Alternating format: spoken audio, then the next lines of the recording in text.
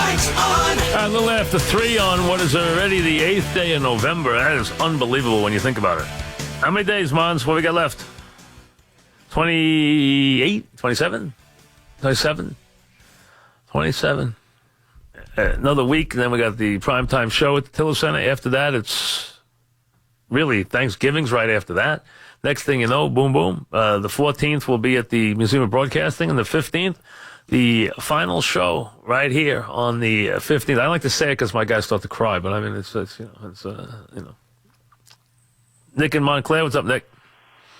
Well, it might be tears of joy. I'm not sure exactly. Go ahead, Nick. What's on your mind? Hey, Mike. How you doing? Good. I got a quick question for you about Bobby Knight.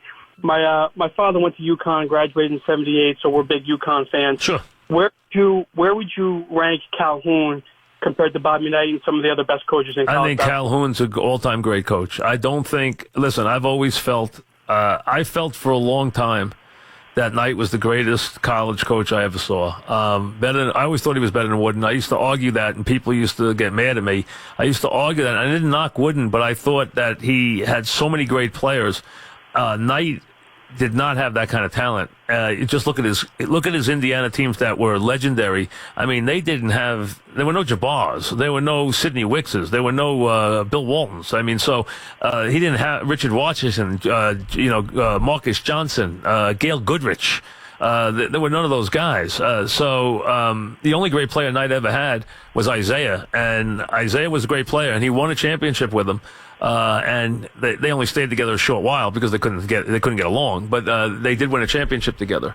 I think Calhoun, though, to answer your question, ranks with any of them. I actually thought Mike got to the point where he has to be considered better than Bob because he was able to modernize himself when Bob wasn't. But Mike was able to change with the times, which is why he's still coaching now. And he's made his game more pleasing to the players. Bob wouldn't do that. He was going to play the same way he always played, and who cares if he didn't like it? And he couldn't get the players who liked playing his style anymore. They didn't like the great players didn't want to go and play his game. Krzyzewski saw that, and he changed, and he went and played the game the way the players want to play it, which I give him credit for.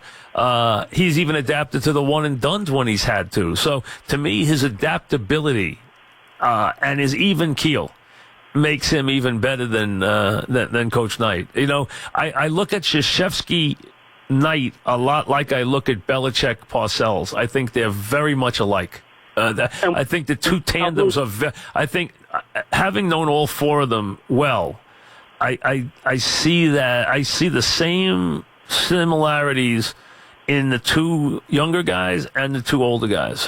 And the other thing with Calhoun is that, I mean, not that I'm only 29, so I don't really remember a lot from before then. But one of the great coaches, is the most underrated great coach of all time in college basketball, Jim Calhoun. I don't ever recall ever hearing about any major recruiting scandals either with Calhoun. Well, listen, I'm not getting into that because no one knows exactly which guy did and which guy didn't. So I'm never going to laud a guy or I'm going to knock a guy on that unless it's been proven that he did it.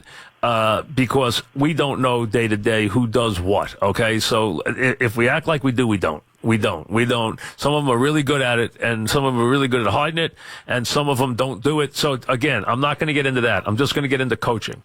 And in terms of running his program, I told you his program that he built at UConn was the single greatest basketball college achievement of all time, to build that kind of successful program in a state that doesn't have a lot of basketball players.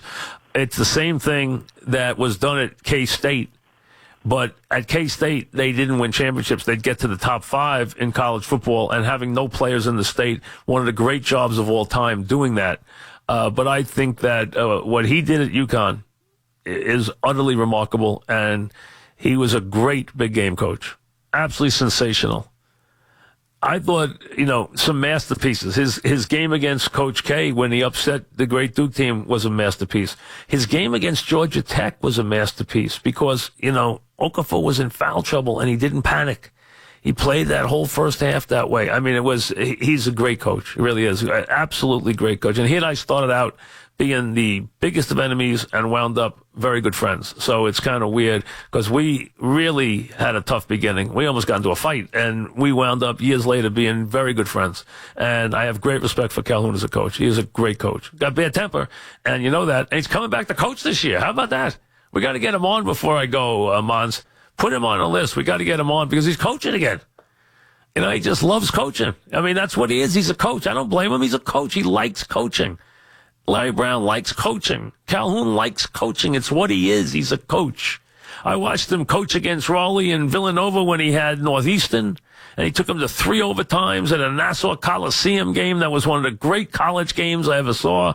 I mean, he was just a great coach. That's all there is to it. Vin in Babylon. What's up, Vin? Hey, Mike.